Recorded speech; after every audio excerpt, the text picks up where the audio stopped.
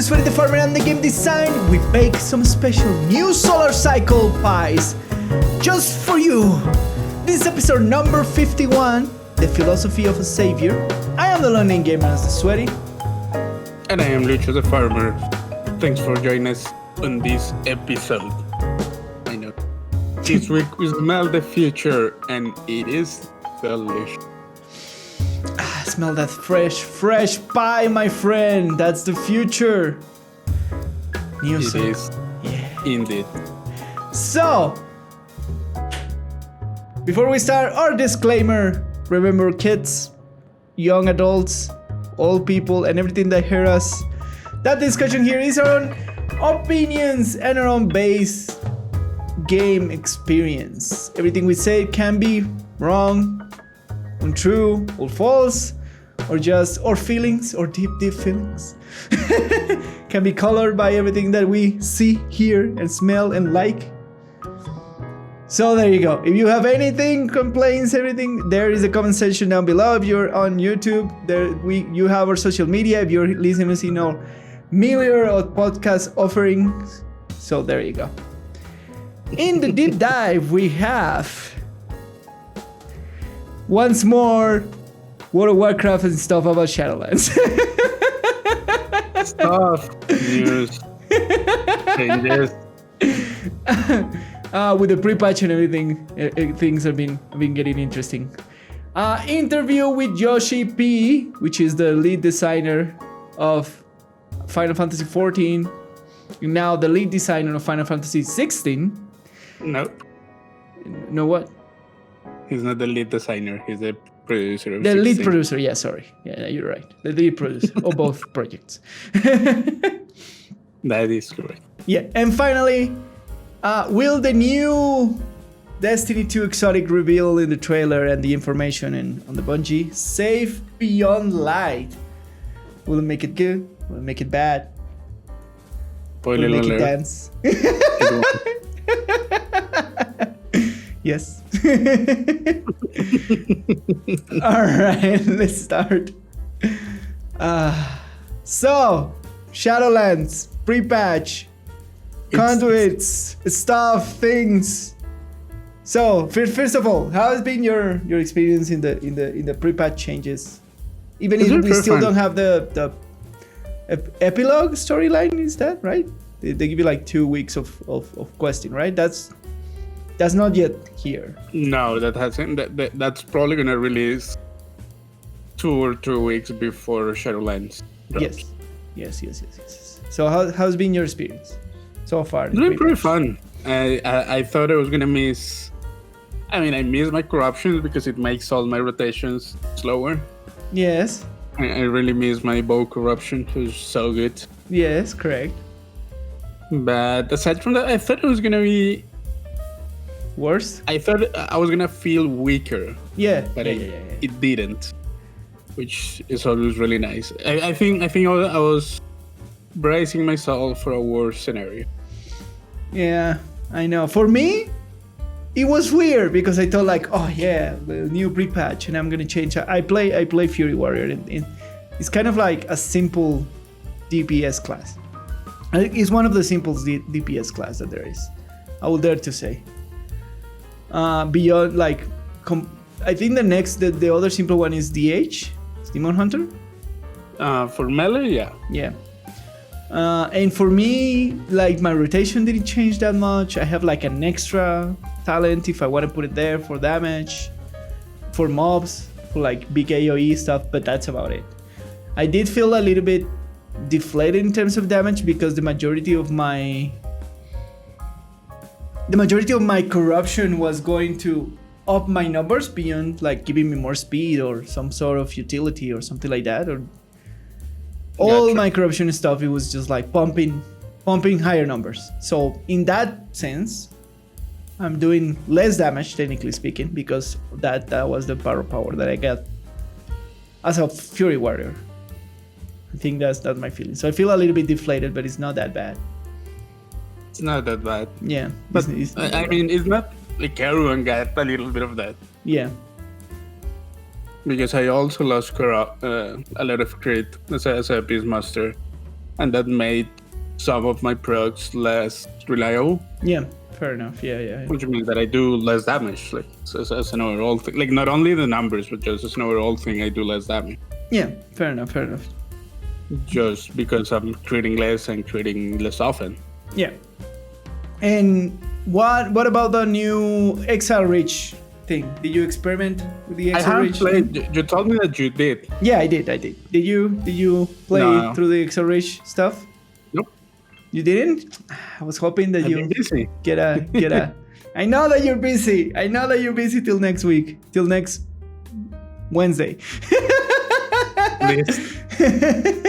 I know that you should probably to next Wednesday, but I will say this: it's very good. As a new player, I will probably like this game a lot more. In that scenario. Tell me all the juicy detail. Yeah, like first of all, well, the intro is normal enough. They kind of like compare with the old experience. They kind of like actually explain you how to move and control your character in the game. Like properly, like move your mouse and move with this and jump with that and like attack with this and there's your bar and here your inventory. So in that sense, it gets you more familiar with the mechanics of the game to start with, right? Gotcha. Yeah. And then the scenarios and the quests they get you straight away familiar with what you do day to day in World of Warcraft. Because in the other scenarios, like I level up a couple of characters, it was just like I go kill things, and then come back and like go and kill these other things, and then you loot them, and then you blah blah blah, and it was like 5 or 4 quests of just going and killing things. Yep. And then after 6 or 5 quests, you move to another zone, and then you go out, and now you have to go and collect things or interact with other things. This was straight to the point. All right, first, go kill things and loot them. Cool, you go kill and loot them. All right, now I'm going to give you an item. And you have to go and interact with that item with stuff. Gotcha. Yeah, and that's basically the two major things that you do in World of Warcraft. You go and kill stuff, like in the general sense, in questing and stuff. Like you go and kill stuff and you go and interact with stuff with items or without items, right? And that's straight away. All right, you get it. That's what you do in the game. And then the third thing, all right, go and explore a cave. That's the main thing that the game makes you do. Go and explore a cave.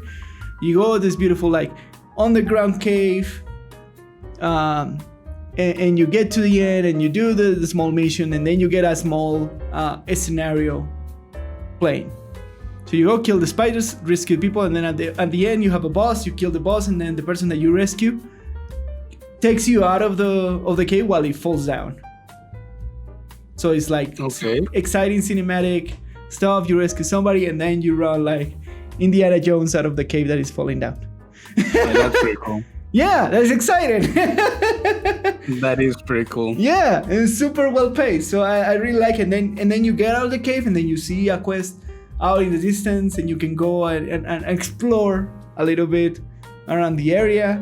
You find a couple of like very, very small side quests. I mean, but they get you used to what side questing and what questing is in the game. Yes. Which I guess is the whole purpose of the correct. And then the next quest and the storyline is super. I like it. It's super nice because you have to stop from these orcs for summoning a dragon. Okay. Right? And that's exciting right of the world. Like I remember me leveling up like the first times that I play World of Warcraft back in the day, me leveling up a blood elf. Yeah. Me leveling up a blood elf was the boringest thing ever. It's like it's not that bad, but I get you. What? It's not that bad, but I get you. Yeah, it was super slow paced, and I understand why back in the day. But this was super slow paced, and they're getting me neither excited nor used to everything in the game. You know what I mean, right?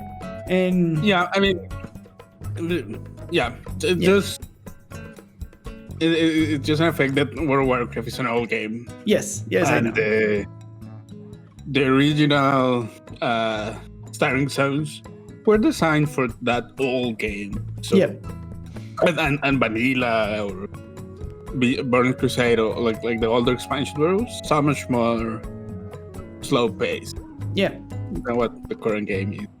So and then after the cave thing, then you go and sell your stuff. So they get you to the trade system straight away. So they actually tell you like, oh, this guy, sell them your junk, whatever you don't want, blah blah blah, and that's a quest. Like that, go and sell stuff is an actual quest. That's pretty cool. Yeah. So they actually get you, and then they show you the next big system of World of Warcraft, which is the mount system, the things that you get into a machine and do stuff. Oh, they do actually give Yes. you like an introduction to it. Yes. That's pretty useful. So they give you a quest where this this gnome dude has a machine that you have to ride on and then bombard some mobs on it. You're like, cool. You know, I know that you haven't played this, but the gnome original area had something like that. Yeah. Yeah. The gnome already. Well, it's very interesting. But the other But it was areas just did that it. one. Yeah, but the other No, areas because I did it. know. Yeah. So That's this. what I'm telling you, that this is something that you probably don't know because you haven't played. Yeah, now. exactly. And that gets straight away with all the common mechanics that you encounter in World of Warcraft while questing normally. Right? Yep, for sure. Super clean, super well paced. You can go and explore the couple of side quests there is around the area. There's chests around the area that you can go and hunt. So it gives you that exploration kind of pace. Super nice. That's just pretty cool. Yeah. And then after that, yeah. Okay, go. And then after that, you get like, oh yeah, we have to rescue my son, which is and it's nice to see black people in World of Warcraft. You have to. You have to rescue my son and from the orcs, because the orcs are summoning this dragon and blah blah blah, and there is where the tonal, like there is where they show the tonal, the overall tonal, what was the word, like the mood of the game, right? Because yes, you are in a mission to rescue the son of this person because the dragon is bad and blah blah blah, but you are transformed into an orc, into a ogre. Sorry, you got transformed into a big ogre, and then you take the guys as a prisoner, and then you go into a soup kind of a chef which is cooking people, and then they ask you if you want to dance with them, and you can dance with them, and you have a marvelous laugh. In this, That and sounds then pretty cool. yeah, and then they make fun of you because you're having too much fun being an ogre and blah blah blah. And then again with the serious thing. So it gives you a little bit of like that the game has that kind of comedy. That's the style of comedy of the game, is straight away. All right? Yeah, that's pretty cool. Yeah. And then you rescue this person, and they say, all right, but we still have to stop the ritual. And they give you the last big system, which are dungeons or pre-made instances. Gotcha. And then straight away, cue you into a dungeon, into the dungeon of that son. How's that dungeon experience? It was pretty cool. It was kind of hectic because I was filling into a group that had already was kind of like I had already started. So does it match it with other players, or it is just? It match you with what, because these particular dungeons handcrafted to not have to be role dependent, even if they show you the roles. Like the way they do it is, the dungeon is not role dependent because you know that what you're leveling, you're gonna use whatever DPS spec the class had in general, right? So you can kill mobs faster, etc., etc. So they roll you into a DPS role. They don't let you pick either healer or tank. No, I get that. That's fine. But my Right? question is, do they match you with other players, Yes, or yes. is it just with NPC? No, they match you with other players. So you are 5 DPS and a healer and a tank, which is one of the NPCs, and a healer, which is one of the NPCs. Oh, got it. That's what I was asking. Okay, Yes. that's interesting. Yes. That's an interesting approach. Yeah, so they match you. They kind of like they say like the roles. They log the roles because, of course, they're advanced roles. So you don't wanna. I know trying to tank a random the first time dungeon. Trying to heal the first time dungeon at level 10. Fair enough, but it is cool that it is always making mention. Yes. Of the roles and yes. Straight away, as soon as you load, the dialogue is like, I will distract the monsters, and I will tank them, and then the other person says yes, and I will heal you, blah blah blah. So it's clear. Oh, that's very cool. Yeah. I like that. It's clear, and then they drop you out with 5 DPS dudes, and you run around the dungeon killing the thing. Clearly, because it's 5 DPS, it's super fast. That's fine. Like I don't expect them to teach you how to tank like in the first 20 minutes or half an hour or however long it takes. Yes. But at least that they mention and they make it clear that roles are a thing and that they're important for the game. Correct. That's pretty cool. Yeah. And then they kill you into the dungeon. The dungeon is super fun, full of ogres and stuff. And then at the end, you kill a dragon, and then you feel, wow, nice. I kill a big nice. undead dragon. Super cool. The actual model for it. So it makes you feel super nice in those like. And as we were talking about, like first impression are important. They Right? So this experience overall, I would say, it made me so much more interested in playing the game. Like if I was assuming that I was a new player, knowing nothing about the game. They put me into the dungeon, I play with other people, I kill a dragon, super interesting, super cool fight.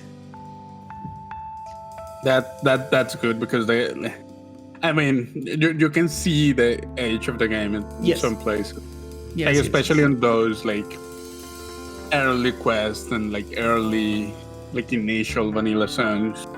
Yep, correct. And like there is nothing wrong with that as an veteran player. Yeah, you can still choose like at the beginning of the game, like you still choose. Do you want to go Exil Rich or do you want to go but not even that. It's just that like when you have played a lot of the modern game and you go back for whatever reason and you quest in the old zones and you do the old stuff, there is a certain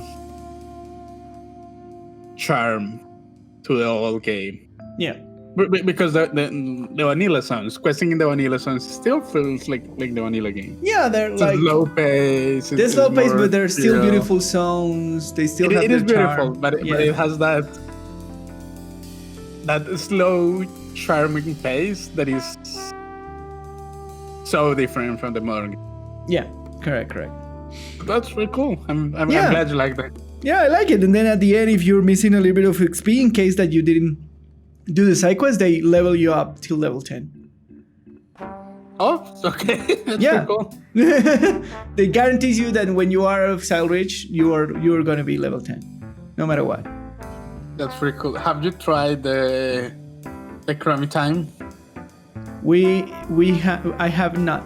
I mean, I know that we attempted it, and the pigeon one bugged for you. Yes, correct. Because I there is a bug when if you talk with some of the NPCs that have the BFA quest, it just doesn't trigger it, and you have to advance your BFA quest for it to trigger. It's a known bug. Well, hopefully they will fix it for the Shadowlands thing. They'll eventually fix it, but I really want to try the Crummy Time leveling because I want to really see how much of an expansion. Yeah. Can you see? Get to see yeah, from you get 10 to to see. 50. Because they said that they were aiming so that you could see all more. Of the Yeah. story. But who knows? I'm really curious about that. Who knows? We'll have to test. I still have this druid that I did for this testing that I'm gonna probably keep. And then you get but the thing doesn't end there.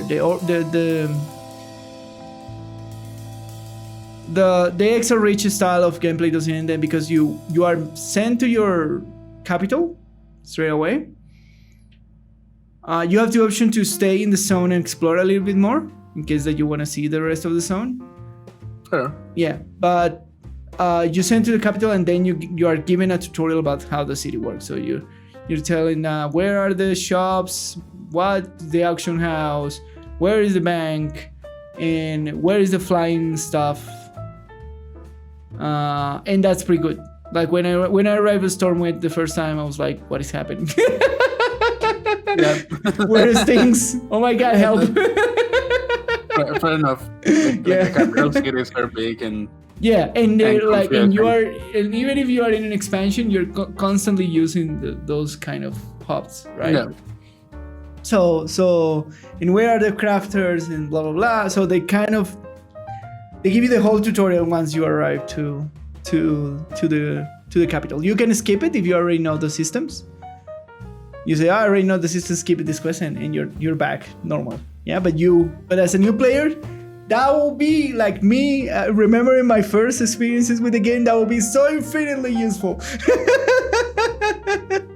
Yeah, of course. Yeah.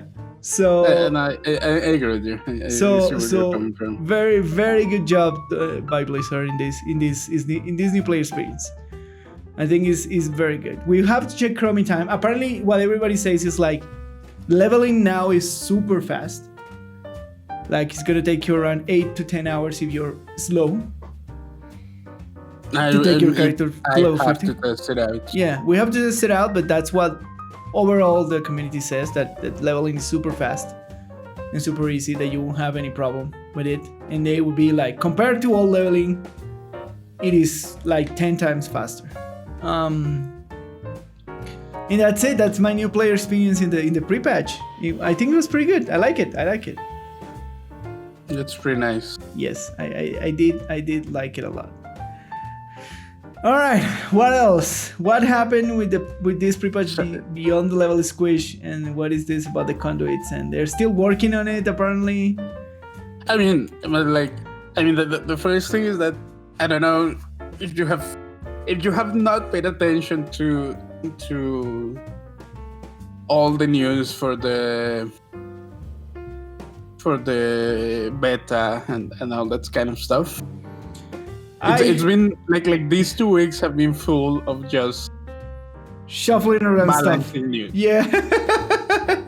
and last week, which we sadly couldn't talk about it, but last week we saw like a huge influx of big change. All right. So one of the big changes is they changed the conduits in a very significant manner. Yeah. All right. So they basically changed the trees. For all them to look the same? Not for all them to look the same. So there are 3 types of office slots of. Correct. Yeah. That you have. Like you have a power one. One is one that basically gives you power, another one that basically is offensive. Yeah. And utility one. Yeah, utility. Yes. All the conduits for all the 3 conduits in all the things for all the classes. Yeah. Used to have 3 power slots. Yeah, sorry for that. And they went from 3 to 2. Yeah. Ah, okay. I'm sorry. My answering machine is here. So it's just... That's fine. Stop! Alright, he stopped. What? So they raised the number of power conduits in power slots in all the conduits. Yeah. Which some people were speculating that's gonna make it less likely that you wanna change not conduits the slots, the power that you put into the conduit tree? Yeah, because those are the more likely that you will want to change. For example, from going from raiding to Mythic Plus, for example. Yes, okay, yeah. You probably want, like, for example, let's say PS, you probably won't change your defensives that much. All right, or yeah. you won't change your utility that much. Correct. And the ones that you will want to change for different types of content, for the most part, would be the power ones. So that was a huge change, and that made they redesigned a lot of the conduit trees quite a bit. So they look very different. And that change came with also. So you know how it was like before they announced the delay, the conduits were going to be time gated. Yes, correct. Correct. They change changed that it for an each energy week, based. and then they change it for an energy-based stuff. Yeah. Yeah, and Are we in another system? It is still energy based. Okay. But that energy base feels gimmicky. Yeah, I know, to right? me. It feels so gimmicky. It's like Because you like each time that you get a new conduit, yeah, you get energy. to change Like your stuff around in theory. Yeah, right? and it restores passively once per day or once per so many hours. Yeah. It feels gimmicky. It feels like a gacha game. It feels like It does. Like those. I mean, like energy-based restrictions are not that common anymore in gacha games. Correct. Yeah. But they were at some point. Yeah. So are we? Is World of Warcraft now a gacha game because they want to gate this? Because the intention is for people the not to is like. time gating it. Yeah, like the intention is for people not to go at every boss fight in the raid or everything in the and change the conduits around to make the best of it. That's the intention, right? Yep. As you can do that with Azeroth traits, with Azeroth powers, you can do that. You can change your Azeroth powers if you have a thing to change your talents. But they don't want to do that with the conduits. They want the conduits to still semi-permanent. Yeah, they want the soul mine. Sorry, the word is soul. And they want you to change from soulbind to soulbind. Yes? Basically, they want you to fix a build for your soulbind. Yes. And then you have to switch between soulbinds at will. Correct. And if you are a different spec, then you should have like a soulbind that works for that spec. But that's like, I don't know. The only thing I've heard about this system is like Blizzard is digging a hole for themselves because it's super hard to balance system and not everything is gonna be covered, and then they have to nerf all things somewhere else. That's fine. That's not I don't mind if it is not perfectly balanced. Yeah. That's fine. That's gonna happen. Yeah. All right. Is it gonna be fair for everyone? No, it's never gonna be. Fair enough. No matter what, the only perfectly balanced game is when all the numbers and all the things are the same for everyone. Correct. No, I mean, as an RPG, is it gonna be perfectly balanced? No. No. Yeah. No. Some classes are gonna have a harder time. The classes that have more specializations are gonna have a harder time. Yeah. Sure. That's just like a quirk of how the game works. Does it suck that there is a class that has only 2 specs and a class that has 4 specs? Yes, and it's gonna feel super different for both. Correct. I'm okay with that. My problem is that I don't like the time gating, and I feel like they're just... I do feel that they are sticking with the time gating when there are other solutions that will achieve the same goal. Correct. Yeah. And we've talked about here multiple times about the other. And I insist that my idea is the best idea in the world. I know, right? But does it or does it not sound cool? Yes, I agree. I did agree with you. The 3 times that you mentioned it. It's such a cool idea. But this energy-based thing, I don't know. It feels just too gimmicky. And I'm okay with gimmicks for the most part. I don't mind gimmicks. It's because at the end of the day, it's a video game, and I kind of don't care. Yes. But this feels like too much. Dial it down. Too gimmicky. It's too much. We don't want it. No, it just feels like okay, we get it, and I actually agree that it should be. If you want to make it more permanent, make it more permanent. I'm okay with that. I don't have a problem. Yeah. In philosophy with that, just don't make it that gimmicky because that makes it feel fake. Correct. Yeah. And that's I guess that's my real problem with the thing. That make it feel like force or like that your intention is too clear. No, but my intention is to hide it. Exactly. Small screen. It's not because I want that. No, but I mean, that's what a successful video game is. It's just Yeah. They just hide video game systems behind the stuff. screens Yeah, of course. things.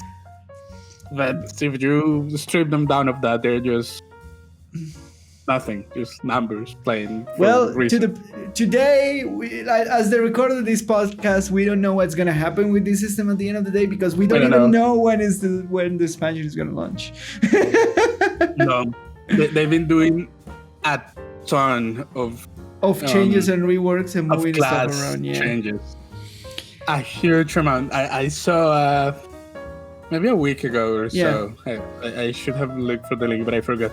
I saw a graph of it was plotting the number of characters changed in the code for each class. Yeah. Which is not like a 1-to-1 representation of how many changes have been made. Yeah. But it was like there were classes with like tens of thousands of characters changed. Jesus, all right. And there were some classes that were receiving like no love at all.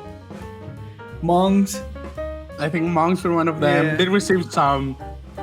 What was it? This last week? Class that was abandoned. Wreck paladins. No, they have had their own. Their good amount. Fire mages. Yeah. They were basically left untouched. Yeah. For the most part. There were some classes that were left untouched. Yeah, that's true. That is true. But these last 2 weeks, they've just been a slew, like an avalanche of balancing changes. Yeah. So what happened with the? I want to talk about this because remember that we talked about this when they announced it. We were talking about what kind of changes they were gonna make. Yeah. And this is what we predicted. It's just gonna be balancing. Yes, correct. They're not gonna change any design decision. It's just gonna be balancing. Correct. Yeah. They were just balancing stuff. There we go. We see the future here. I mean, come on. It was not that hard to predict. That is true. Anyone who was expecting design changes, it's kind of blind. It's not enough time. It's clearly not enough time. Yeah. And they not only not enough time, they said that they were not gonna make it. Yeah, correct. Even if they had the time, I'm pretty sure they just made a decision and they're just gonna stick to their guns. That is true. Which, like it or not, I respect. Fair enough. So what is the secondary stats stuff changes? What they did with that? So you remember that they like get diminishing returns to the stat. Now we're gonna get diminishing returns, but they flatten the curves more. The what? They flatten the curves, like the diminishing returns. Yeah. So it was very steep. So the diminishing returns at the beginning were very steep. Correct. So they soften that out so that you gain a little bit more at the beginning, but they make it harsher at the end. So when you start diminishing the returns, it diminishes harder. Although they increase the cap a little bit. Okay. So they make it just kind of it is kind of like So it's kind of encouraging you to get to the middle of the curve super fast. Oh, fair enough. Yeah. And that's your kind of stabilization point in the middle of the curve. Yeah, it seemed like they were aiming for something like that. It's yeah. It's. I mean, this is one of those changes that 99% of the people are not gonna notice. Feel. Yeah. Because I mean, not only notice, but most of the people I feel like in the Warcraft community are not theory crafters. Yeah, correct. Yes. They just follow. And they just follow the guides. There's nothing wrong with that because the people who make the guides are really smart people. They know what they're doing. Yeah. But, I follow guides. Most of the players. I follow guides and I'm fine. That's fine. I'm not criticizing. It's just the complexity of the game discourages people from theory crafting on their own. Yeah. Which, fair enough. I have no problem with that. I enjoy theory crafting, but this whole rebalancing and diminishing return things, it like at least 2 weeks ago, it made rounds in the forums and in Reddit and stuff. Yeah. And it was like I will stop, dude. you're not the theory crafter. You're not gonna see the changes. Yeah, you don't care. Yeah, you should not care. But this is not that relevant for you. And people like crying like, oh, the nerfs and the stuff and my build, and it's like my power. Copy that build from somewhere. Like you don't know why the build works. It's fine. Like you can play a build that you don't know why it works. Yeah. I mean that you kind of have the idea. Yeah. What it's doing, but that doesn't mean that you can put it together on your own. Correct. You know what I mean? Correct. Yeah. And you can be a proficient player. Like you can press the things at the right order at the right time. Yeah. And line up all the buffs and the damage windows and all the things. Correct. That's different from just making a build. Yeah. Correct. And it's like, I don't know. People cried like 2 weeks ago. That I'm like, most of you don't care. Just go to ICMs or to Reddit or to Discord somewhere and get the build. And you know what? What's the proof of that? Like, I think Beep in our guild is the proof of that. Yeah. We don't know how. First of all, he's a really good player. Like, he knows how to play his class. Yes. But also, I was talking to him the other day, and he was saying that he was basically doing something that basically no other rogues, like assassination rogues, were doing around. Okay. Tell me about it. It was just he was just stacking crit for the interaction with one ability with some mastery traits that were really good. It was just not the way. Like the most common thing was stacking haste instead of crit. All right. And it was stacking crit for a specific interaction of spell. Wow. And it worked really well. Like, yeah, we seen it. Like, it worked like out of the mind. Like, it was just amazing how it worked. Yeah, we seen it broken. Like, we believe that this guy was cheat. Like, he was breaking the game in some shape or form because we don't know how. Like, he gets these insane damage spikes, and we're like, what is he doing? Yeah, and it was basically he was. I mean, not using, but he was using one of the interactions between the spells and other traits. Yeah. And stacking crit for that specific interaction. Gives him all that, and he's just like going out of his mind and compensated with that. That's super interesting. And I think people like him are the ones who are gonna notice those changes. Yes. He is a theory crafter. Like, in the sense that he produces things, but he does his own thing. Like he goes, he looks at the spells, he looks at the traits. Yeah.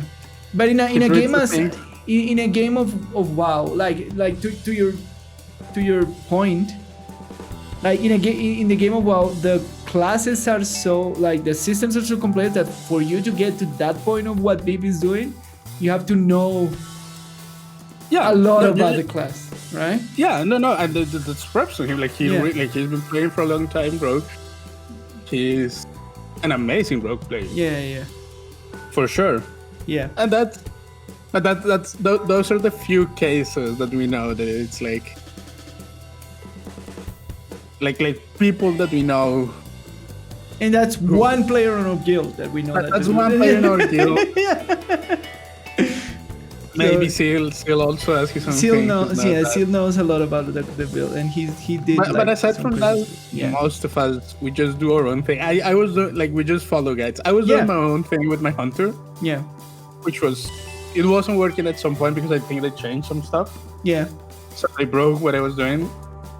I ended up recording. Sadness. I had to spend a lot of things in buying new corruptions. Yeah, sadness.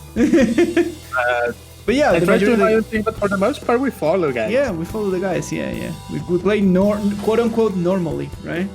We play like most people do. Yeah. So yeah, I don't have. I just want to talk about this because it was interesting, like seeing when they announced the delay, all the people saying, "Oh, rip the cord. This is because they are gonna rip the cord in things." Nah. No, they were never gonna do that.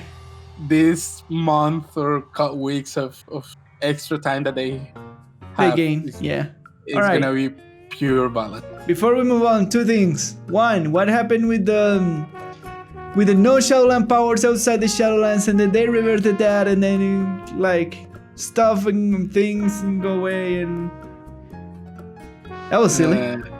That was a silly situation. The whole Shadowland powers being used outside Shadowlands. Yeah. Yeah, they announced that they were not gonna that you were not gonna be able to use your powers, your covenant powers outside Shadowlands. And everybody revolted. People complained. Yeah. And I mean, to be honest, I thought it was a cool lore thing. Yeah, but the point is as they putting in the shows of the community, I didn't care. Oh, okay, I didn't care about it. No. When they announced it, it was it kind of makes sense in the lore. But the thing is it hasn't been consistent with other things, and that was the main complaint of the community. It hasn't been consistent, but it's the only one that makes sense in lore. There was one example which it was we got this power from another. Regarding the Azeroth power, technically the Azeroth power, you have to be in Azeroth to be able to use it, but you constantly go through different dimensions just to be able to use it. That's the kind of you can go to Outland. Yeah, exactly. No, but again, that's the main that's the main because the whole. But it's not consistent. That's the problem. No, but I disagree with that because all right, what you are doing in a lot of BFA is mining Azeroth, like a resource. Yeah, no, but I mean the power that the collar gives you is directly connected to Azeroth. No, it is not that. No, but I never took it that way. I took it it is you can channel the Titan in Azeroth through the neck. I know, but what it allows you to do is mining the thing and putting it, infusing it in the thing. So you carry the thing with you. Yeah. I saw. Yeah, no, I saw it in the other way. That is a power that the collar is just the connection that you have with the soul of Azeroth. But that's not what we do. We're mining Azeroth. To better have a better connection.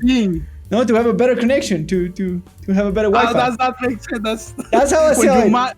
That's how I saw it. But that's when you mine stuff, literally, you see the veins, and you go and get it. You just take it with you. You take the little Azeroth crystals with you. Yes, it's just better connection. That's not what mining is.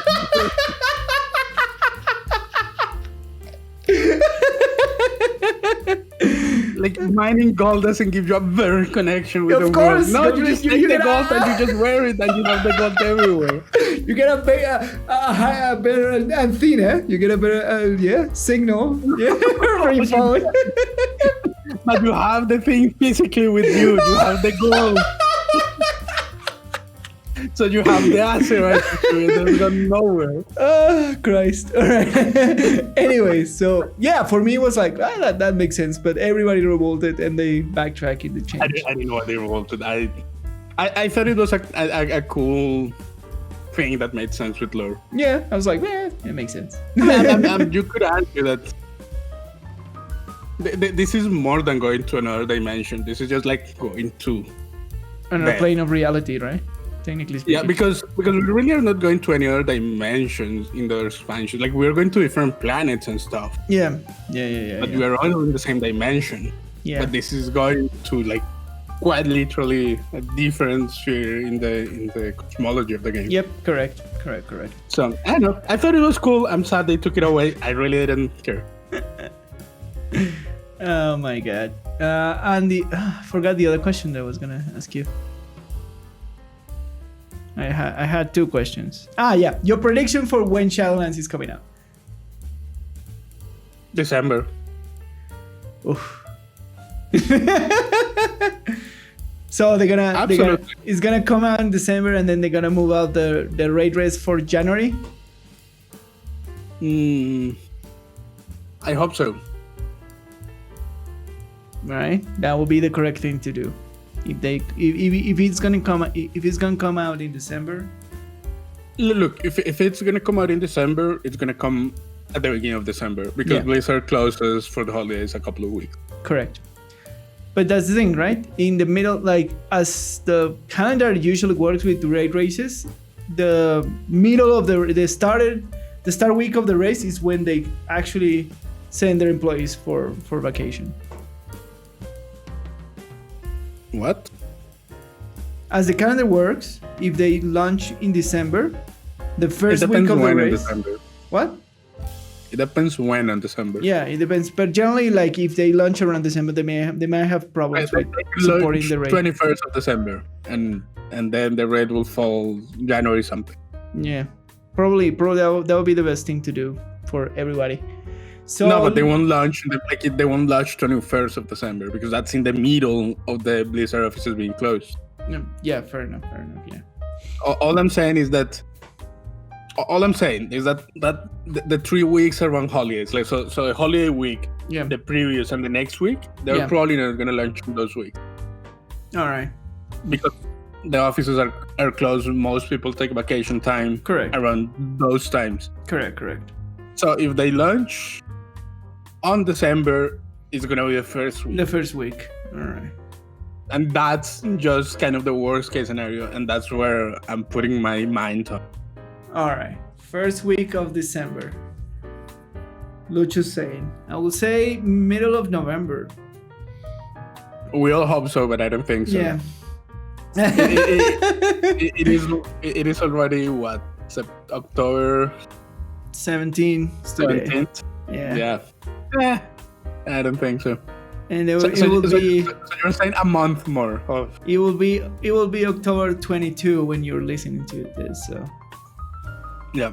Maybe next week. Maybe next week we'll have the date. Maybe. There was a new week of betting bites last week, so. Yeah. All right. Yeah. That's usually a good indication of. Fair enough. If they're still sending betting bites, probably not coming soon. All right. Anyways, moving on. Our next topic. Mr. Naoki Yoshida talks about...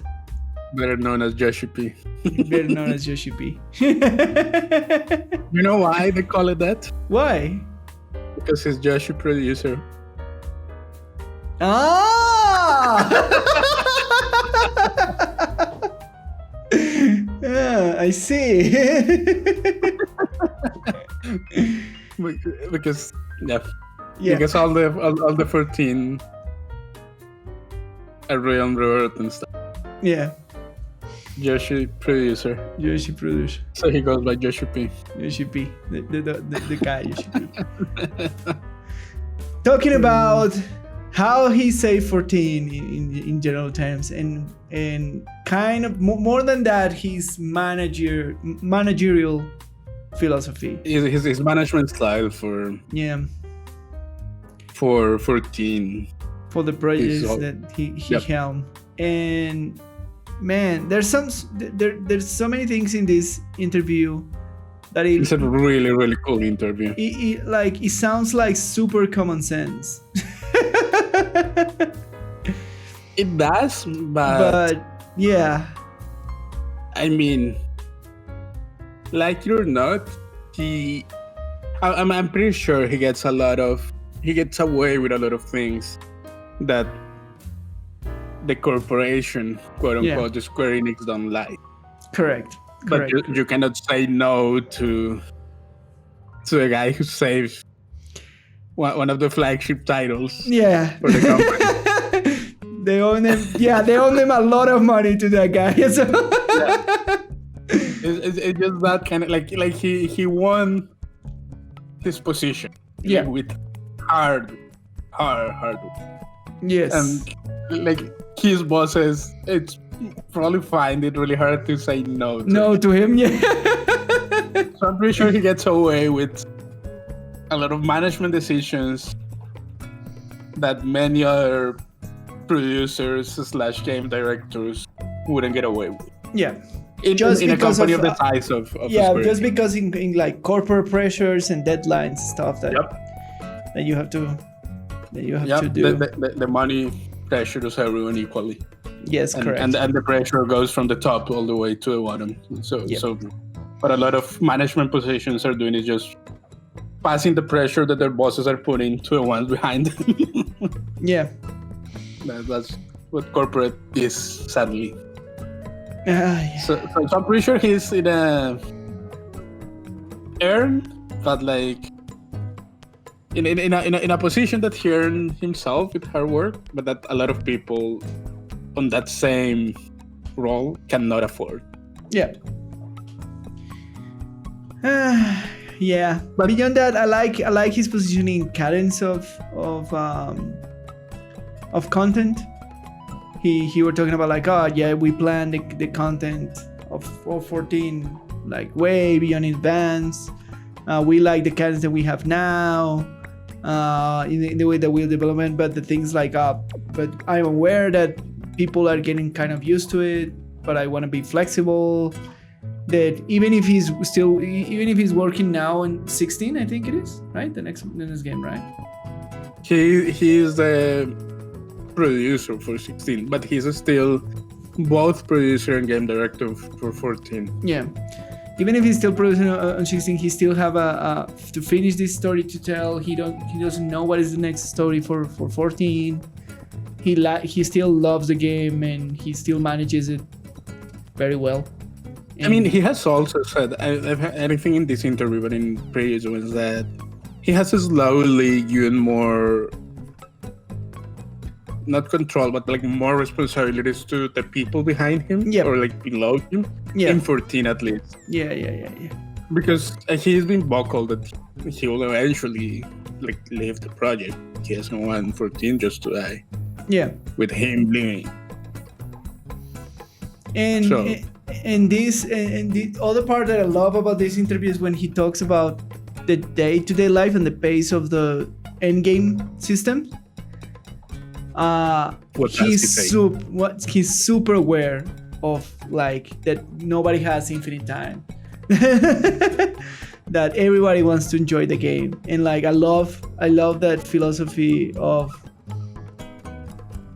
he tries to lessen the gap between the players that have been playing for a long time and start the game right now without like being super fast. Even if he does like catch-up systems all the time, he's very aware of the balance that you have to have in the game when you build it for a new player as much as for a player that's been playing forever. Yeah, I mean, it's super nice to know that the person on top is aware of that.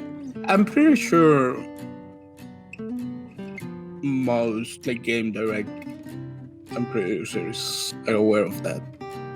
Yes, but not. It is nice to see that he can be vocal about all these problems. Yeah, all this and not only that, but it's nice to see that he's directing the design of the game with that in mind. That's what I mean. Yeah, but I'm pretty sure most game directors would like to do that, and that's to a point that I was saying before. Yeah, like he probably gets away with pushing back on the people above him. Like he has to do a lot of pushback.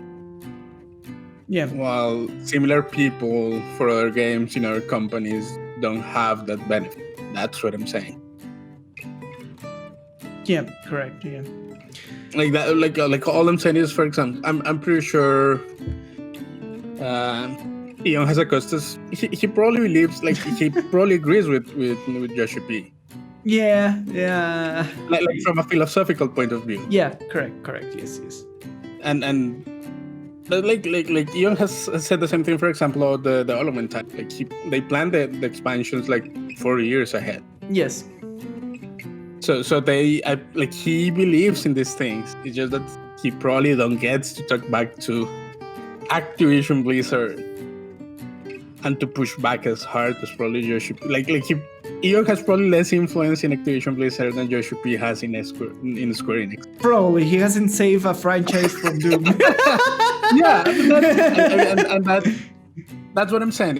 That's kind of my whole point. Like I'm pretty sure anyone who wants to run a successful game agrees with these things and they're aware of these things. Yeah. But it's just how much can you really execute as the game director? Yeah. In a big company. Correct. That's the things that makes it hard. That's so sad because It is sad. Yeah, it shows that the correct mindset that the managers behind the game big, like the big game production should have all the time. And I agree 100% all the things that he said there, with all the way he answers the questions. He's super sensible, super like time conscious with the players. He knows what he wants from his content. He's aware of stagnation. He's aware of the pace that a game should have, especially a game as big as 14. In that same sense, that's what saved the franchise on the long term. The fact that he has respect for the players and he has correct philosophy in managing a game of this style, right? And it's just sad. It's even more sad to know that maybe the majority of managers have this kind of philosophy and they just are being generally screwed. I'm pretty sure they do. Like, dude, I'm aware. Like, I know Ion has a question. For example, he agrees with a lot of these things. Yeah. Because he has been public, like in all the interviews that he, as heard to the WoW community, the issues on him. He has agreed. Like, he has said these same things a lot of times. Yeah. And I'm pretty sure this is what he believes, for example. He just doesn't get to execute the same way. My God.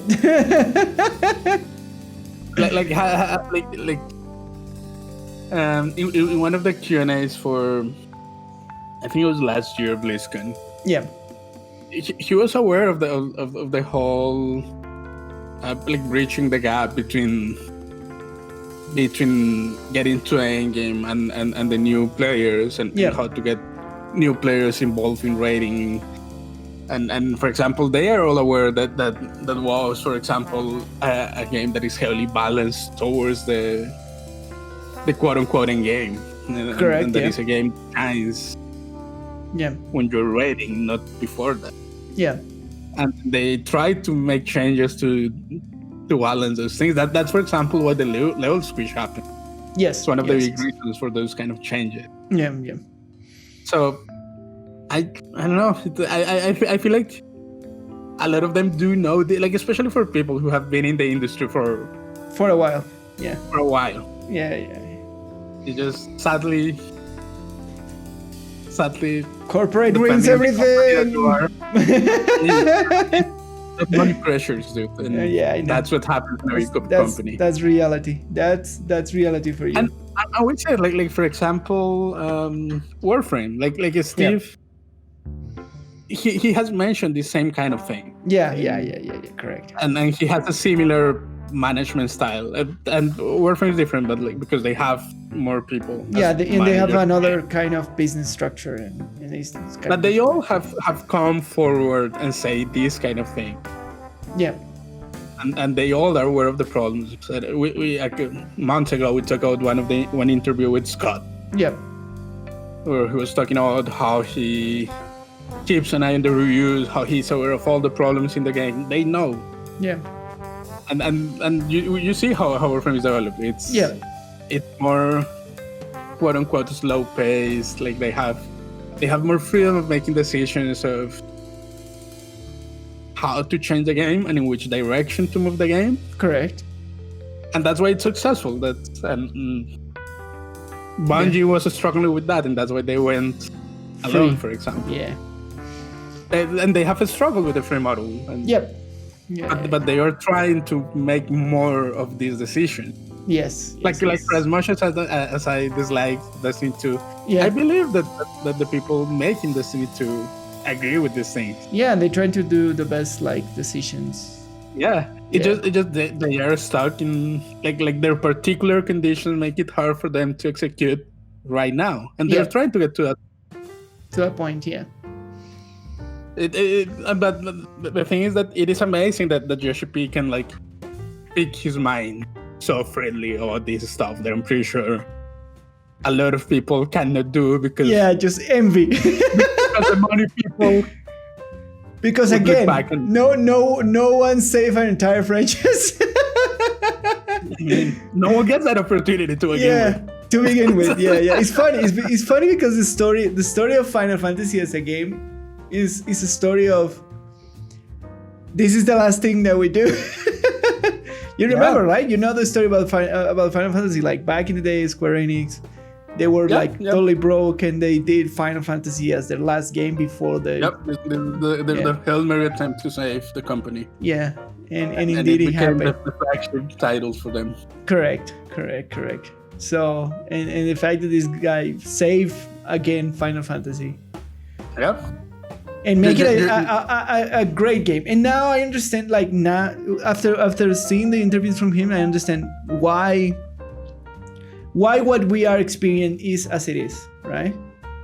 Sure. Yeah. Right? Why it's all based on the story, why you don't have any content with the other systems, why you don't care about the endgame until you finish the main story, what is the kind of enjoyment that they want you to have as a new player, which direction do you want they want you to take in your whole experience. I mean, they have crafted a very specific experience for 14, which is different to a lot of MMOs. Yeah, correct. Why the game is built as it is. So this is very interesting in terms, like, if you're playing 14 or if you're a new player reading this, like, for you, a lot of things make sense how the game works in the new player experience. Absolutely. And how the game creates its content and offer it to the player. That's one of the other super interesting parts of this interview. And you see the origin of those design decisions in the actual manager style that he has. Absolutely. And you get to see, like, the other thing that I would like to add is that you get to see why these things work for 14 and wouldn't work for other games. Yes. And again, like, people will compare 14 to WoW. Absolutely. All time. It's a totally different constructed beast. Yeah. They happen at different times. They came successful under different circumstances. Yeah. Just the things that work in one cannot work in the other. Correct. It's just kind of irreconcilable things. Like, we were talking about, like, the cycle of content and how the content is managed differently. Like, we were talking about this off stream, like off podcast, right? When we would say, like, oh yeah, it's better to compare, if you're gonna compare a system of content to WoW, it's better to compare with the way that Magic the Gathering delivers content. Yeah, it's when it's like kind of a cyclical where Final Fantasy is kind of super static and it just builds on top of it, but there's no disconnection between the content, so you have to consume everything. But is it because of the style? Because they care more about the story the whole story that you're seeing in the game? It's not because they care more, it's because they build the game. They build it, yeah. Correct. They build the game around the main story. That's the core of it. And you said in simple thing, like I remember at some point you were asking me when we were playing, when you started playing WoW. Yeah. Remember that you asked me what was the story of Vanilla? Yeah. And I told you there is kind of no story in Vanilla. Yeah. And I was like, what? Like there is a main storyline, but there is no overarching story for Vanilla. Correct. Yeah. And that's kind of one of the basic differences. Like, you see From how that. WoW was not created for a story purpose. Correct. It was created like, for the mechanics of the game, like for the experience. Yeah, for the experience of the game. Yeah. For the exploration and to get to a raid and that. Yeah. Well, Final Fantasy 14, it was clearly created from the beginning to tell the story. Phase. Yeah. Which is and super cool, those super good story, super interesting. Like, it is, and that's what that's the main hook of 14. So it's 100% the main hook of 14. Yeah. It's giving you, but like that initial decision. Yeah. That happened years ago. Changes everything. And it makes just different games. And I wonder. Now I'm wondering if the first version of 14 that we never saw had that. I don't think so. I think that was a decision made by Yoshi, right? No. Like, it was still like. It was still a main story-driven game when it was released? Story-driven. Oh, okay. The problem with the original 14, as far as I know, with the 1.0, it was that it was like the rest of the things were poorly designed. Yeah, the UI was a mess. The controls were completely awful. Yeah. Like you had this stamina thing that basically incentivized you not to play the game. Yeah. So it was like a lot of decisions, and like it was that the story was good, Yeah. but it was just completely overwhelmed by the awful design decisions on the rest of the game. That should work like this.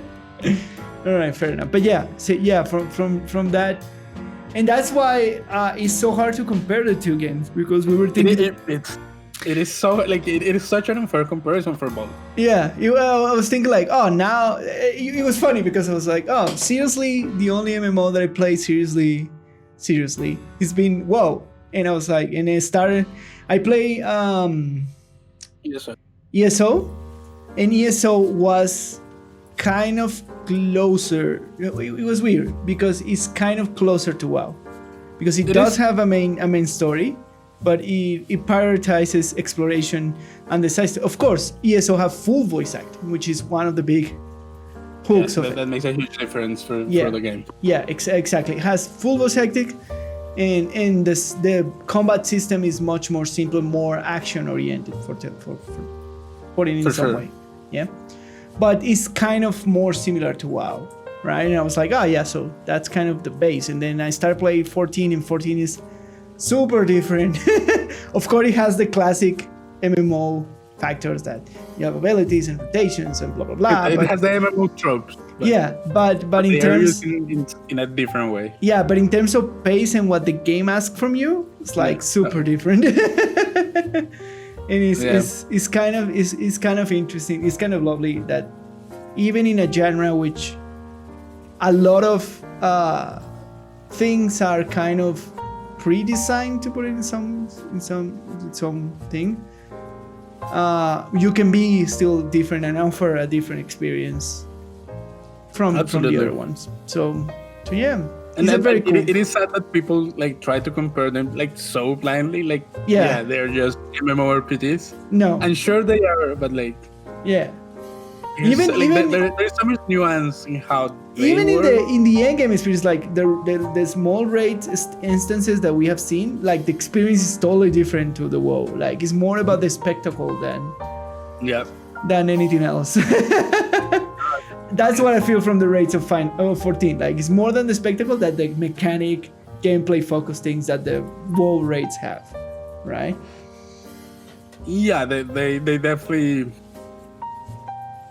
put a lot more effort into flavor and everything with that Final Fantasy sprinkle. Yeah, correct. So it has more personality in that sense. So we like best. I imagine that this guy is gonna 16 is gonna be a fantastic game. He is a very good, and they're giving him a lot of liberty. So hopefully, he's a very good manager. Yeah. Let's hope 16 is a success. Yeah. Would you play 16? If I can, yes. If it looks interesting, yes. I haven't played a proper Final Fantasy game since 10. Like a story-driven Final Fantasy game since 10. Good. What? I have heard that 15 is not very good. 15 is not very good? Fair enough. I play but I don't know. I play 10 and 10-2. I play 8, 9. Before that, I play a little bit. I play 7, of course. I play a little bit of 6 when it was in the SNES era in an emulator. And the last big RPG single player from that kind of genre, like JRPG single player that I played, was The Last Remnant, which was a side project from Square Enix, trying to launch another kind of Final Fantasy S. Franchise. I like The Last Remnant. It's super interesting, super cool story. Cool. But I think the last one that I played seriously, I think I played 2 and 3 in emulators. Oh, yeah, all right. I played a little bit of 5. Yeah. I played 7. Yes. I think that was the last. You didn't play 8. That I played seriously. You didn't play 8, 9, or 10. No, I never played those. Yeah, fair enough. So I don't know. I can give it a go. I tested 12. I think was that the more like the one with the lady who shoots gun and the dude with the afro with the parakeet. I don't know. It was a weird game. which was the first one that had that action / turn-based system. Yeah. I play a little bit of that one, but I didn't have the time to sit down and actually fully experience it. But I don't know, like, it depends how it looks. It depends. It looks super action-oriented, which it definitely... 16 is definitely... Yeah, 16 looks super action-oriented. Is more action-oriented. Yeah, which is like, oh, that looks super interesting. And in that sense, it will make it more attractive for me to test it. So I don't know, but with the record of 14, I'll probably at least try if it's in my possibilities to play 16. That's how successful 13 was for Square Enix. Yeah, exactly. That's why Yoshi P gets to talk back to the people of him. Yeah, there you go. That's the whole explanation. He has Enix by the balls. He has eternal immunity in Square Enix. Yeah. He's untouchable. All right, and our last topic of today is the new exotics from Destiny 2. So what are we gonna do? Some item review, my friend. The good old item review for the new exotics of Beyond Light. See if we get us finally to buy the damn expansion or not. We get excited based on this. Right, let's go one by one. No time to explain. Pulse rifle. So you know why it is called No Time to Explain? No, explain it to me. There is this character which is the Exo-Stranger. Have you heard about it? Yep. Right? And the Exo-Stranger appears in the story of Destiny 1 at some point, and she's clearly from another timeline or era dimension. Right? Because she's a mysterious character which gives you a clue on how to go and beat a boss. Right? And she appears and it gives you like, you are the one, blah, blah, blah. And she says, and when your ghost asks him, but who are you and where you come? And she tells you, I have no time to explain, but I don't have time to explain. That's where the name came. No time to explain. And she disappeared. Like, the scene is super short. What does the rifle do? What does the rifle do? All right, let's see. Precision hits and hits against enemies affected by stasis, which is a new elemental. The new gimmick. The new gimmick of the expansion, which they haven't done since Forsaken. No, not even since the game launch. No, this is a completely new thing. Yeah, a new element to call it that way. Yeah. Yeah, they haven't done it since. I think they introduced the 2 classes in the first 2 expansions of Destiny 1, and then in Forsaken we have an extra ultimate from each elemental class, and this is an entirely new one. So when you hit precision hits, so weak points or head affected by stasis will return to the magazine stack. So basically, you will have a return to magazine so you will have virtually a bigger magazine with this weapon, being a pulse rifle, right? Okay, that can be useful. Yeah, that sounds super powerful. And then I wonder if it's a chance. No, it says just return to the magazine. It doesn't have a chance. So as long as the enemy is affected by stasis, you will get free bullets, basically. Yeah. Yeah. And then the second thing is... It sounds that it's not going to be that good because it may take a lot of time to set up. Yeah, or you don't know how much you can constantly have your enemies being affected by stasis. Yeah, no, but it's also like... If you have to worry of keep the enemies with the stasis thing, that means that you're using your abilities a lot. And by that point, it's probably more efficient to have an ability focus build. Probably right. And the second effect, stack this effect to summon a portal, which will fire bullets from an alternate timeline of the weapon. So basically, how it's shown is more gimmicky than the previous. How it's shown is like you remember the Arc companions? Yep. The little balls. It's something like that, but that ball shoots bullets. Yeah, no, doesn't sound good. So the hypers of the game were saying, "Oh, you can do a companion's a pet build with like the Arc ultimate and then the Arc and this thing that shoots bullets." Well, it's free damage, technically speaking. Yeah, but free damage is not good damage. Because you're right. Like if you're in a room full of things, you want the free damage to hit the hardest enemy. All right. If it is not here the priority target, who cares? Who cares? Yeah, because you don't control what is shooting the thing, right? Yeah. That's the problem. That's the main problem. You probably yeah. It looks super gimmicky and interesting, but it looks more gimmicky to me than good and useful. Yeah. Because it sounds like it's gonna require a lot of setup. Correct. And the extra damage seems that it's gonna be loss damage because Destiny 2 is you're rarely fighting one enemy at a time. Correct. Yeah. You always have ads and mobs everywhere, even in boss fights. In the majority of boss fights. Yeah. So meh. We give it a meh. That doesn't sound that interesting to me. Yeah. 1 banana or 5 bananas. One setup. All right, next one. Close strike, sniper rifle. It's very beautiful, by the way. I like the design of this weapon. Beyond that, if it's good or not. Precision final blows. So killing an enemy with bad taste. I know. Precision final blows will generate lightning bolts at target location. Rapid precision shots will zone an entire storm at the point of impact. So this is like the Thunder Lords, but in sniper form. But without the changes, without the chance, because Thunder Lords is like for each bullet you have a chance to summon a lightning bolt. Yeah, but also, unless you're like super good with snipers in PvE, it's probably gonna be not that useful either because you get flinch a lot in PvE. Yes, correct. And it's hard to like the whole point the whole point of a sniper is to one-shot thing.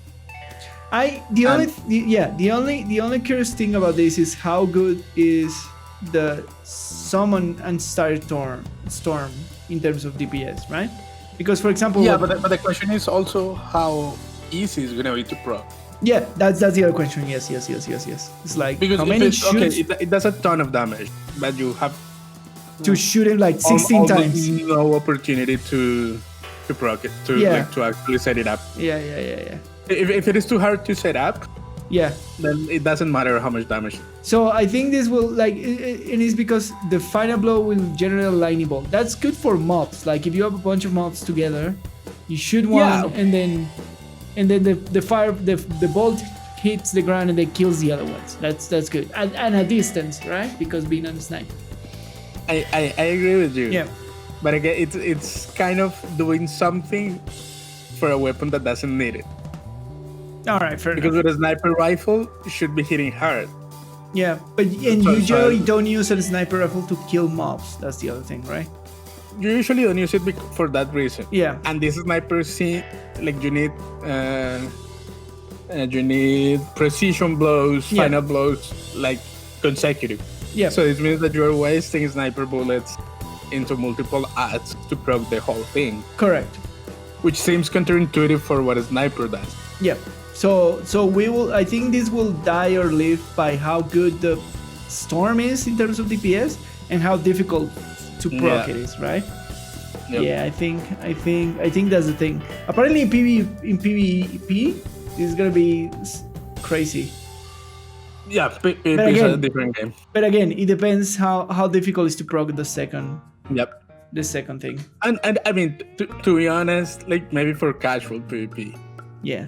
So, but like for people doing serious PvP, probably won't have the chance to land. Well, the other thing is depend how good the sniper in base stats is, right? Because if it's a really good sniper, for sure. Yeah. It has some basic stats. They will just use it for the stats, correct. Not for the gimmick. Correct. Yeah. But then, as we have said before, that's kind of a waste for exotic. For an exotic, yes. Oh my god. Anyways, next one. A big ass sword, the Lament. That looks like the fallen guillotine that we use now. The effect is a mortal blade, a stalwart shield. Block with the Lament to rev the blade, then shred through shielded enemies. At its peak, damaging an enemy will heal the wielder.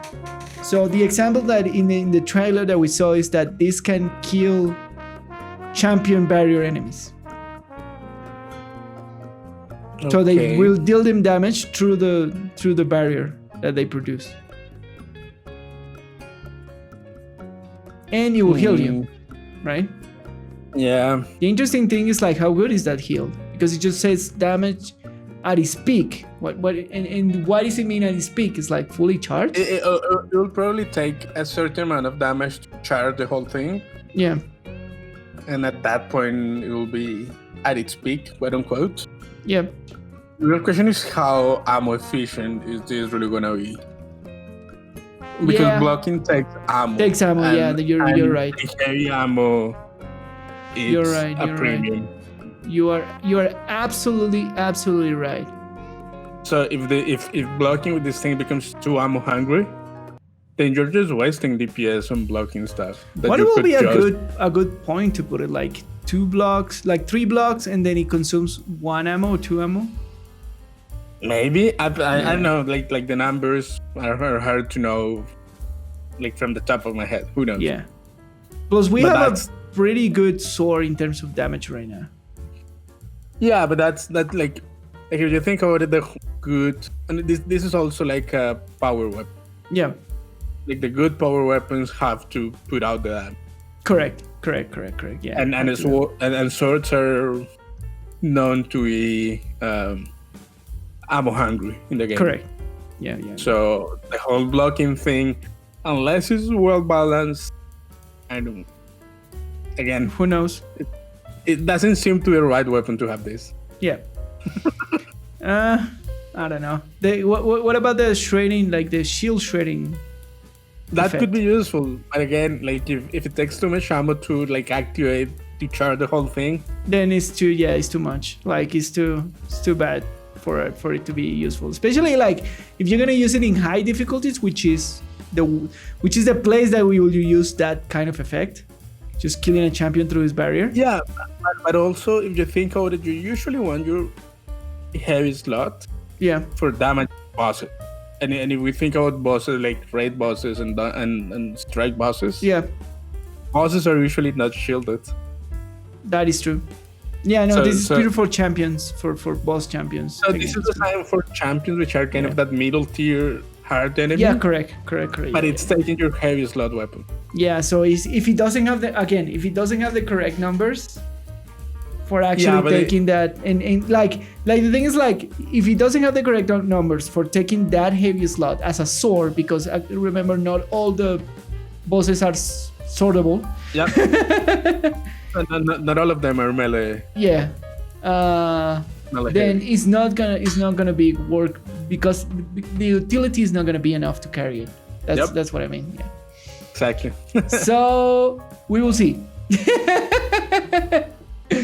May or may not work. All right, next one. Salvation's Grip, a grenade launcher. And this one looks cool. Yeah, it looks super nice, the design. Redemption is within your grasp. Each fire projectile will create a stasis crystal that will freeze nearby enemies. Neighbor targets. Charge to increase the amount of crystals created and the freeze radius. So this is basically a super CC weapon. A grenade launcher.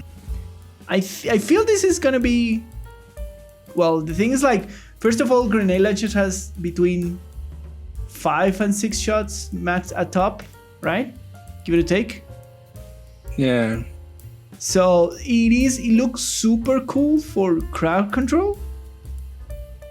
Yeah, but crowd control has never been really...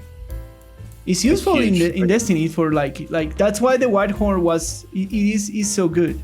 Because it crowd control, it damages crowd control. It's not useful for the crowd control. It's useful for the dot. Yeah, for the freezing dot thingy. No, but like Wither Horde, it's useful for the dot, not for the crowd control. Yeah. You're right. Yes, you're right. Yeah. In that case, yes, it's good for. And CC, CC is not really a thing because you cannot CC big enemy. That is correct. Yeah, we don't know. can we? Can you? No. You can see, technically you can see big enemies with the grenade, with the overload grenade, with the oppressive darkness grenade. Sure, but that's a soft CC. Yeah, correct. That's the soft CC. Yeah. Like you probably want if this is gonna be a soft CC again, there are probably cheaper ways, like a grenade, to soft CC enemies. And if this is gonna be like a grenade launcher, the heavy slot. Yeah. Again, this is taking your heavy slot for CC. Yeah, you're right. And then where is your damage, my friend? You see, it's just. Yeah. The whole batch looks like a thing of at least for the weapons, like putting perks on weapons that seem to be disconnected with what you want to do with that weapons. Yeah, purpose. That weapon type. It looked like they were saying that it was something similar to the tractor cannon. Yeah, but where you didn't use that slot of the weapon for the thing, but you use it for the ability that it shoots void.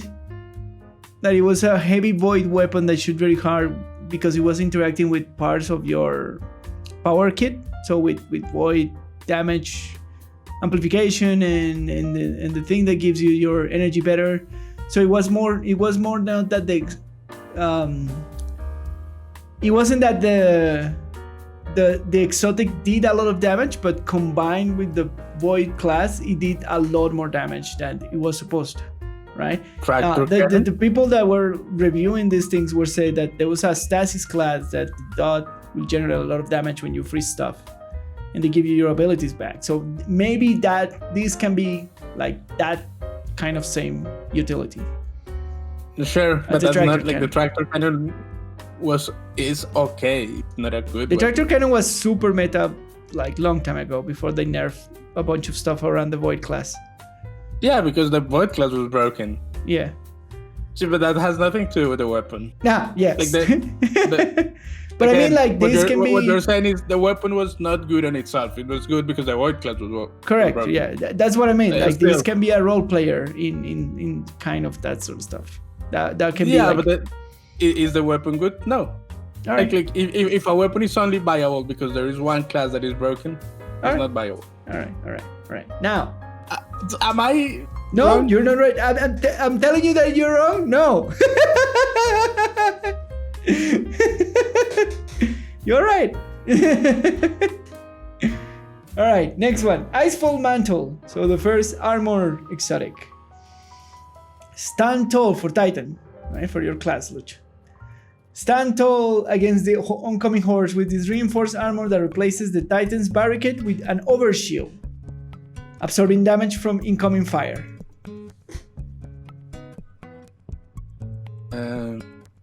So you now have a personal shield instead of a barricade. That's not what it says. Yes, with an overshield.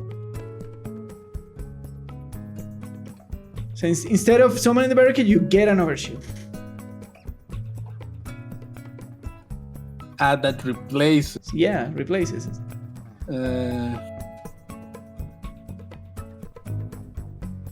I don't know. It depends on the playstyle that you prefer. I find it super useful for defense, right? For like high content when you need. It depends. The shield is super useful for area denial. Oh, all right. Yeah, I see what you mean. Yeah. It depends on your playstyle. How often is the barricade is useful for area denial? It's in PvP super useful to deny corners and that kind of stuff. All right. Yeah, I see it. Yeah, the theory crafting was saying that be good placing it, but like if you know how to place it, it's super useful. The theory craftings were saying that this was gonna be super broken in PvP because you can like put everything into your resistance and that lowers the cooldown. Yeah, and that lowers the cooldown of your class ability, so you can have 100%, almost 100% overshield. Again, it depends on your playstyle. So what do you think for Titan? It depends on your playstyle. I'm telling you. It depends on your playstyle. So You can still be a Titan and love sniping. Yeah, fair enough. That's the case. This is useless. It's better to have a barricade that denies corner for your enemies. Fair enough. So they don't pick you when you're sniping. All right. If you are more an in-your-face Titan, then it is probably better. It depends. That's what I'm saying. It depends on your playstyle. So it's useful for your playstyle, basically. If you like not all Titans play on your face. Fair enough. Yeah. All right. The next one. Another Titan, a helmet. Prove your strength. The precious scars is this. Prove your strength. Even when coming back from the brink. Upon revives, the Titan gains an overshield aura that protects the wearer and the nearby allies. Useless. This is just trash, right? Yeah. It's just trash. Nobody cares about reviving. Nobody cares about the overshield. I guess you're reviving. Meh. Moving on. It may be useful on niche scenarios, but the ones where it could be useful, you want things that boost your damage and your skills. Correct. So this is just trash. For the Hunter, Mask of Bakris. Hunter helmet. Don the mask to replace the Hunter's dodge ability with a longer range shift ability that also temporarily closes the wearer during use.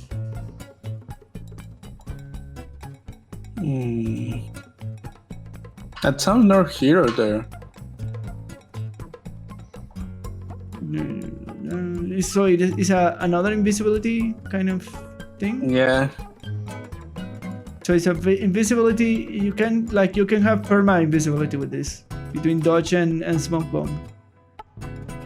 I don't know if perma, but yeah, you can probably go closer to super invisible. Well, you probably won't be able to. It's fine for PvP, yes. It sounds like it's gonna be more useful in PvP because in PvP is more important to. It is more useful to get in and out of combat. Correct. That is actually in PvE.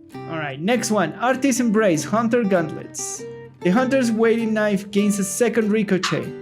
Rapid precision hits gain a damage bonus and can temporarily stagger enemies. You can do cool tricks.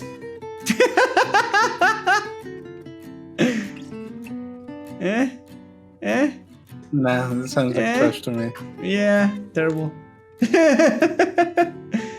Dawn of Koros, a Warlock helmet. Feel that sweet burn. The Warlock Daybreak projectiles deal extra damage and cause enemies to burn on contact. Gain melee energy each time a burn damage the target. That's good. I like this. A lot of dot damage and gives you energy based on your dot's fire damage. If it is too good, they will nerf the energy gain. Yes, probably. Probably they will. But it looks good. For me at least. It depends on. This is the kind of aesthetic that depends on the numbers again. Yep. If the energy gain is too good, they're gonna nerf it to the ground. Yeah, but in face value, it sounds good. I'll say that, right? At face value, it depends on the energy gain. Fair enough. In my opinion. in how much dots, how much more damage are you dealing to, right? Yeah, but again, like the ultimate already does damage. Yep. So probably the extra damage kind of is just the cherry on top. Yep. So this will probably be more used as a ultimate generation thingy. Yep, correct. And it's gonna live or die depending on the numbers. Yeah. Alright. Necrotic Grip, Warlock Gauntlets. A deadly caress compounded. Melee attacks corrupt enemies with increased damage over time. Defeating a corrupted combatant spreads the corruption to nearby targets and restore melee energy. So it's kind of a plage. It's kind of like a thorn. But you can do turn, but you have to in melee and a melee warlock. For hard content, you rarely want to be in melee range of enemies. You can do it with the distance melee. But is the distance good? For the fire, yeah, the distance is fairly far. Okay, that could be useful for that. Yeah, if you're gonna like throw your balls, your melee fireballs, and then you apply a dot, and then you spread it. Seems like very good, like dot damage. It could be. Yeah, and that's the interesting use of this, like that particular melee encountered content, because you can throw it at a distance while you're sniper dealing damage from far, and just leave a dot on the target. Yeah, it could be. And that's it. So, are you gonna? Does this collection of exotics makes you wanna buy Beyond Light? Nope.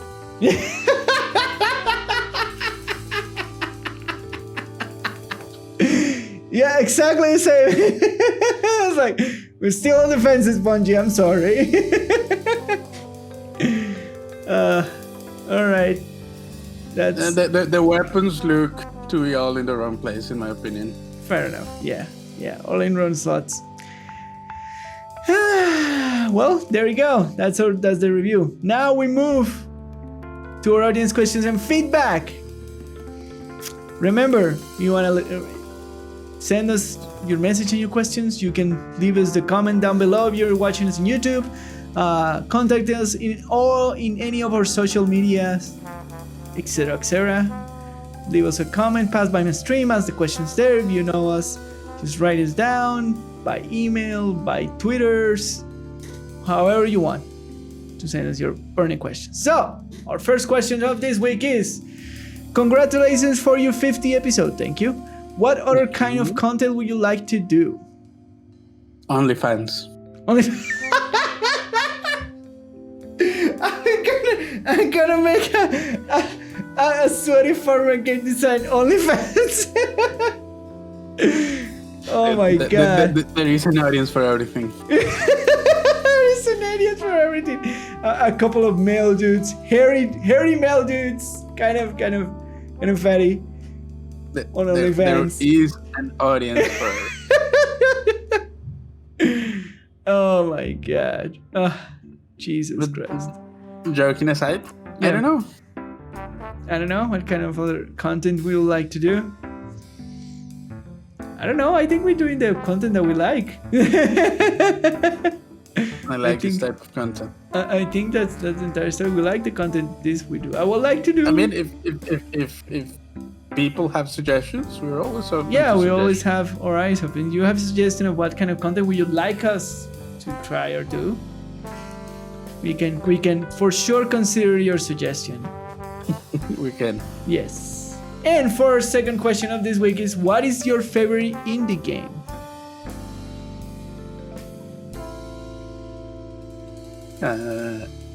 Lurks from below.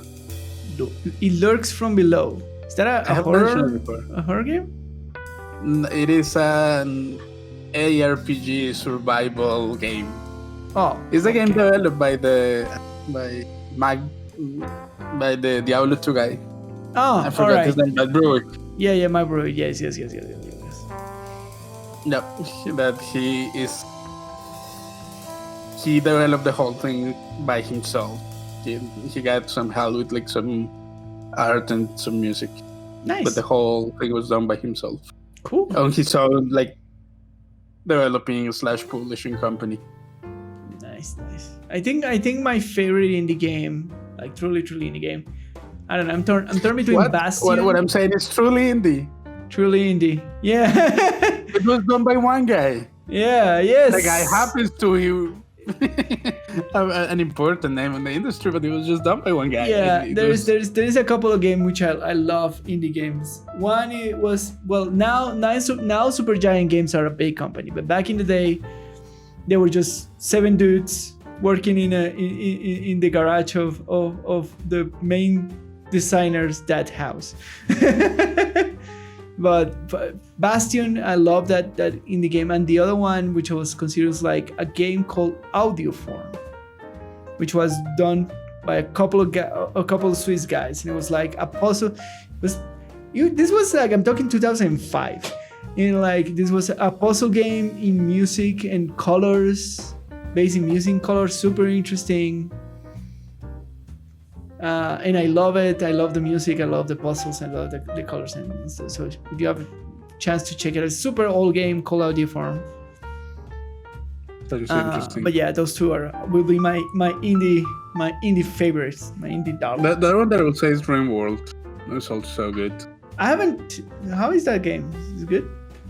It's so good. If you like, you like Pina Colada? builder/survivals. Yeah, so right. Yeah, it could it's be amazing. All right. It's indie. It's made by one guy. Hey, mine it was like 2 guys and then 7 guys. 1 and 1 is less than 2. Come on. Are you going to judge me because my indie games are not made by one guy? Yeah. All right. Judge me all you want, but it's still an indie game. I always do. All right. And that's all? That's it? Yes, sir.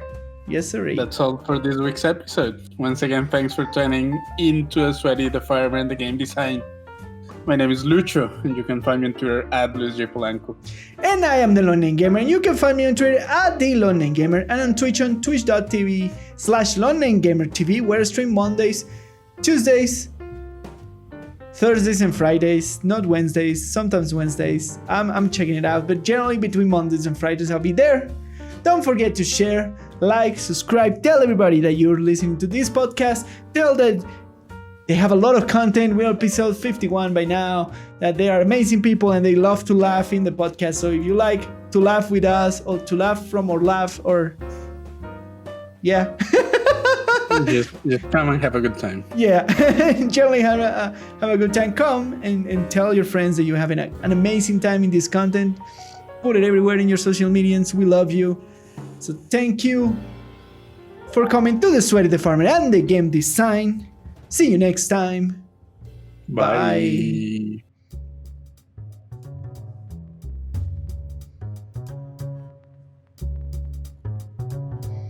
And did you know Oliver Cromwell banned the eating of pie in 1644, declaring it a pagan form of pleasure? Oh my god.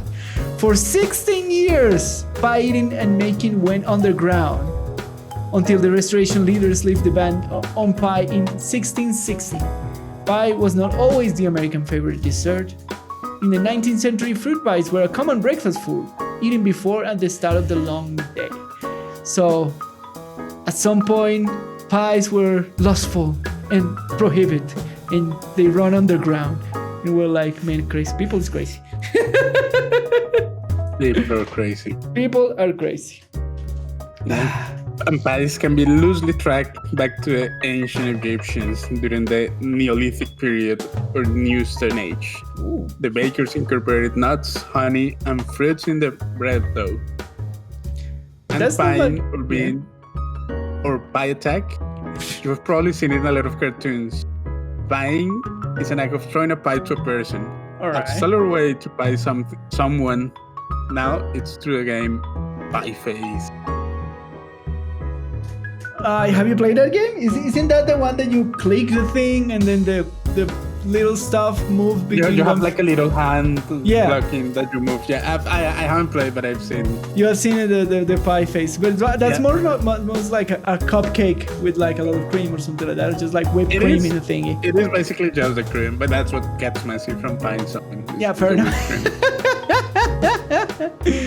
Oh my god. Yeah, I seen that game. People playing that game, like giving it all. Yep. What is your favorite pie? Lemon pie. Oh yes, yes, sir. You are